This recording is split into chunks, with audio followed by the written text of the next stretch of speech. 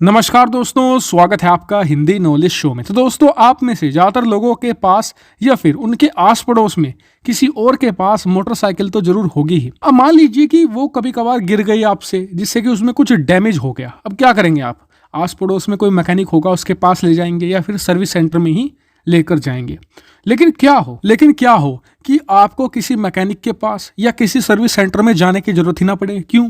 क्योंकि आपकी मोटरसाइकिल बनी हुई हो एक ऐसे मेटल से जो सेल्फ रिपेयरेबल हो, यानी कि खुद से ही उस डैमेज को ठीक कर दे। जी हाँ, अब ये कोई सपना नहीं है, ये हकीकत बन चुका है। क्योंकि भारत का एमका सेल्फ रिपेयरेबल मटेरियल से बना हुआ होगा और अमेरिका के अलावा भारत के पास ही एक ऐसा लड़ाकू विमान होगा जो सेल्फ रिपेयरेबल कैपेबिलिटी से युक्त होगा। और इसके बारे में तो मैं आपको बताने ही जा रहा हूं, लेकिन इसके अलावा भी एमका को लेकर बहुत ज्यादा बड़ी बड़ी खबरें निकलकर सामने आई है, तो मैं आपको फटाफट बताते जाऊंगा। आप आराम से ध्यान से सुनते जाना। तो चलिए वीडियो को शुरू कर लेते हैं। तो दोस्तों, सबसे जो पहली खबर है वो है एमका के कॉकपिट को लेकर, यानी कि जहां पर पायलट बैठेगा, जहां पर एमका का पूरा दिमाग होगा। तो आपको याद होगा, अब से ठीक 15 दिन पहले मैंने आपको खबर दी थी कि भारत की तरफ से एक टेंडर निकाला गया है एमका में लगने वाले कॉकपिट के डिजाइन, फैब्रिकेशन और इंस्टॉलेशन को लेकर। आपको जानकर हैरानी होगी कि भारत ने यह टेंडर कंप्लीट कर दिया है। जी हाँ, और इस टेंडर को जीता है भारत की कोमाविया सिस्टम टेक्नोलॉजी प्राइवेट लिमिटेड ने।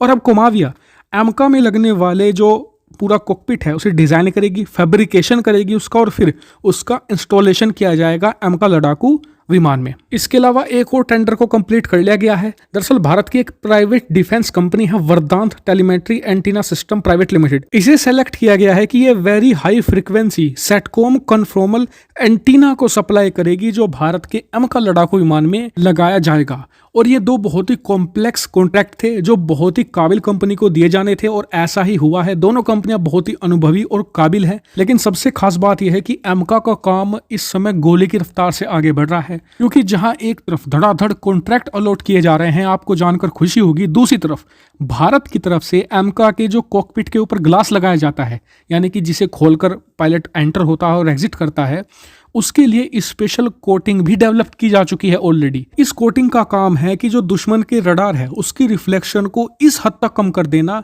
कि भारत का एमका हद से ज्यादा स्टेल्थ बन जाए और रडार पर इसे पकड़ पाना लगभग नामुमकिन हो। इतना ही नहीं, इसमें जो सबसे कमाल की टेक्नोलॉजी लगाई जा रही है वो है ऑटो रिपेयर सिस्टम।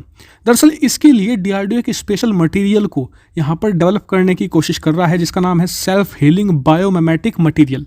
इसका काम यह है कि अगर कभी लड़ाकू विमान डैमेज हो जाता है तो वो खुद को अपने आप हील करना शुरू कर देता है। कहीं पर अगर कोई होल हो चुका है दुश्मन की गोली की वजह से, तो वो खुद ब खुद भरने लग जाता है। और इसको लेकर एक बायो मटीरियल ये डेवलप किया जा रहा है। हालांकि ये प्रोजेक्ट इतना ज़्यादा सीक्रेटिव है कि इसको लेकर पब्लिक में कोई खास इन्फॉर्मेशन मौजूद नहीं है।